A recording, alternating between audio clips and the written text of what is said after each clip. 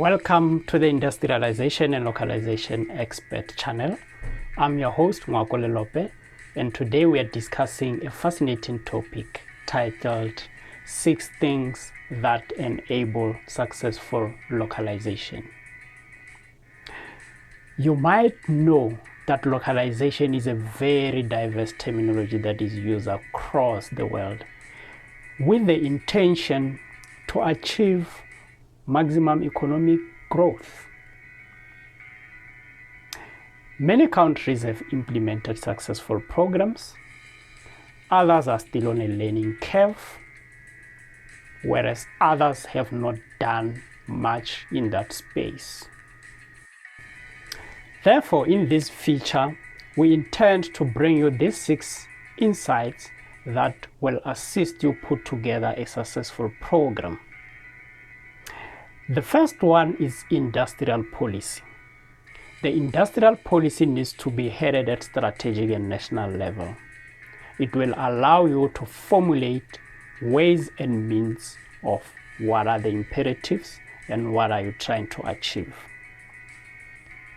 There are several policies that are common across the globe, and that talks to industrial policies. It is not an exhaustive one. There are many others that can be meshed, but eventually you need to drive that same objective. The other element that talks to successful localization is the issue of intellectual property. The issue of intellectual property needs to be discussed at strategic and policy level so that the synergies. IP is the heartbeat of every organization, and countries take pride in their organizations when they have the IP. So it is not something that is going to be easily shared. It's trade secrets, and I believe everyone wants to have a sustainable business and sustainable relationships. So it is one element that needs to be strategically addressed. The second element is identifying an implementation organization. Many countries opt to utilize state-owned companies or enterprises as the implementation agents for their industrial policies. This is done primarily because you inject capital funding or investment into those, and you expect the rewards to be drawn out of that. Either you create a new organization, which becomes your implementing organization, or you utilize the existing organization with the know-how. It therefore becomes one of the most important parts to make sure that the SOCs are empowered to be able to undertake such programs. Now, what are SOCs supposed to do? SOCs will take a national policy, refine it that suits their implementation programs, and this is normally done through 2 key divisions in any SOC. One will be the procurement division, and the second one will be the end user. So if, for example, you have an SOC, which is an engineering department, they will have to go hand in hand and implement a policy. We already mentioned you have an SOC that will now craft the requirements, and when they go to the market, it has to be clear of what those requirements are. The third element for consideration is your procurement policy. The procurement policies need to be crafted in such a manner that they address those imperatives. And this is where you now talk to your bidders or potential contract execution entities. So if the requirements are now in a policy format, they give a clear direction and it will find more support to bear the expected fruits. The fourth element is your contracting requirements. Now we've put in a bid together, we've met most of your functional criteria, and we now need to go into the contracting mode. Often, if we are not in agreement, we have to find synergies. Advanced negotiations have shown that this can be a very tedious process, time-consuming, and doesn't yield the expected results that are required. So it is therefore important to make sure that your negotiation team around the table understands all these dynamics. When you put in that contract in place, you don't want this to be stalled through deviations and non-performance and so forth. It is therefore important to make sure that an inclusive contracting strategy is agreed by both parties, and you can sign on the dotted line and go and implement. The fifth element is country dynamics. Many countries enter into bilateral agreements at high level, but when it comes to project execution, often it emerges that there are a lot of gaps and misunderstandings that occur. It is therefore important that you have a very strategic and focused stakeholder management entity that is able to deal with country dynamics on an ongoing basis.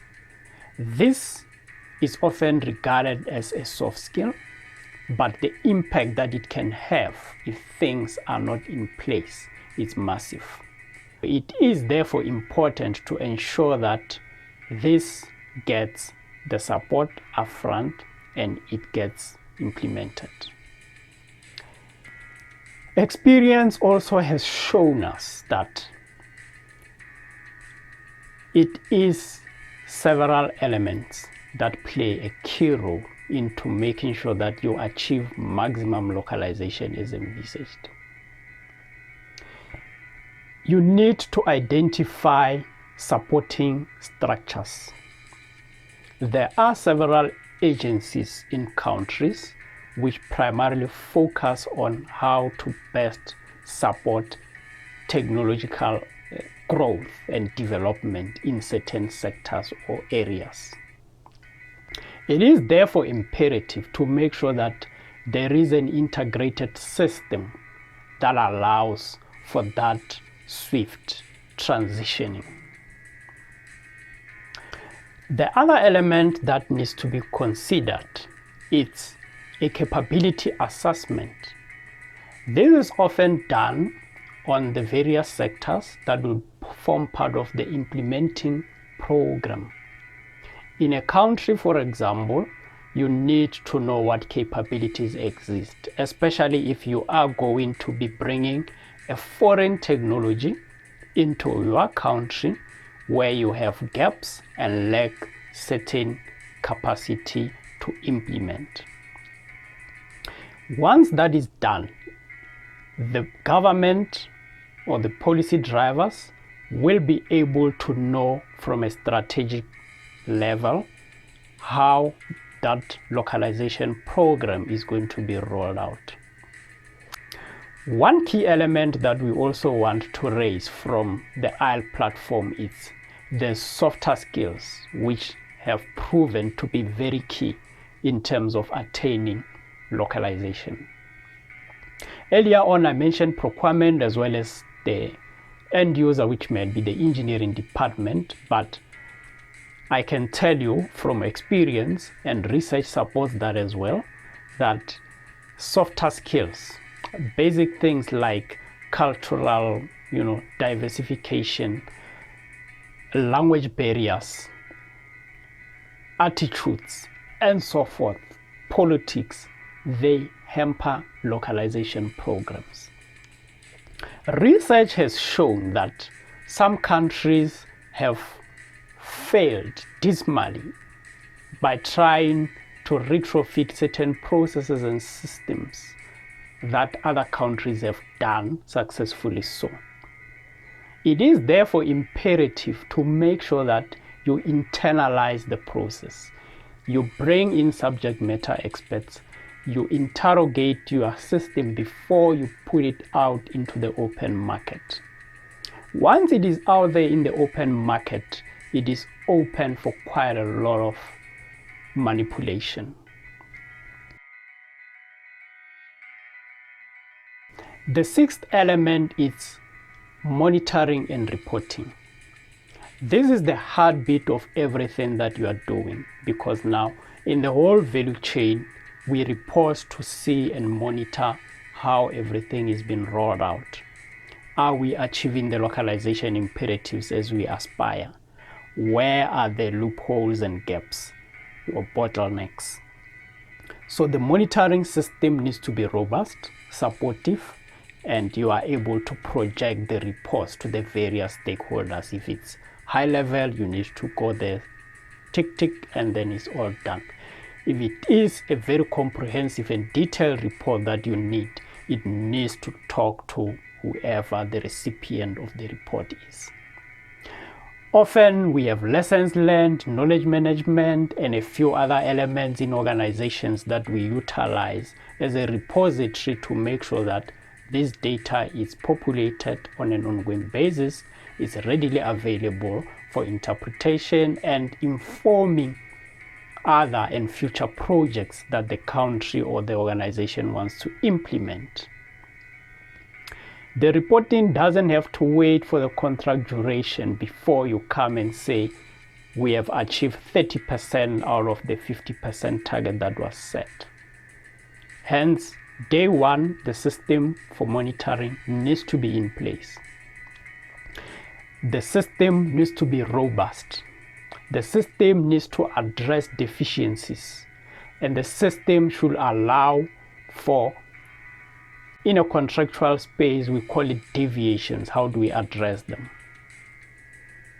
The reporting should give you the format and the dashboard and an indication if we are moving in the right direction.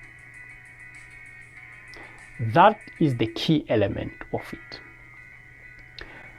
Across the world, it has also been shown that localization gets used as a scapegoat for project failures, especially massive capital investment projects.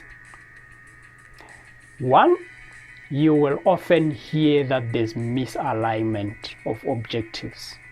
There's cost overruns on the projects, and there's lack of skills. The technology partners are not transferring the skills at the pace that is being envisaged.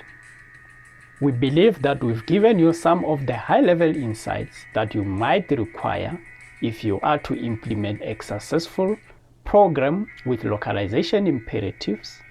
The imperatives need to be realistic, achievable, measurable, and it will be all systems go. We invite you to share some of your reviews, inputs, comments on our various platforms, and let's keep on engaging on these subjects. And if you need to know more about this subject, please also drop us an email.